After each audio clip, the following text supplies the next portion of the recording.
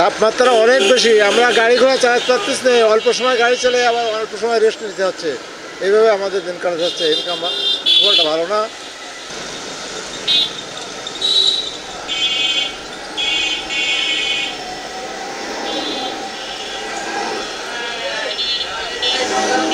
আমরা গাড়ি গুড়ি চালাতে পারছি না, অবস্থা ভয়ানক, খুব খারাপ।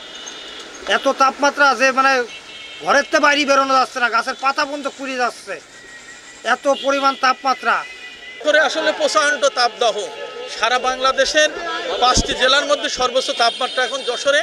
সেই যশোরের তৃষ্ণার্ত মানুষের কথা বিবেচনা করে অ্যাপেক্স ক্লাব অফ যশোর আমরা আজকে 1000 লোকের ভিতরে শরবত বিতরণ করব। একটি মহতি উদ্যোগ অ্যাপেক্স ক্লাব অফ যশোর নিয়েছে। মানুষ প্রচণ্ড তৃষ্ণার্ত, রিক্সাওয়ালা, মোটর শ্রমিক, যারা বাইকে যাচ্ছেন, খেটে খাওয়া মানুষ, তাদের জন্য আমাদের আয়োজন।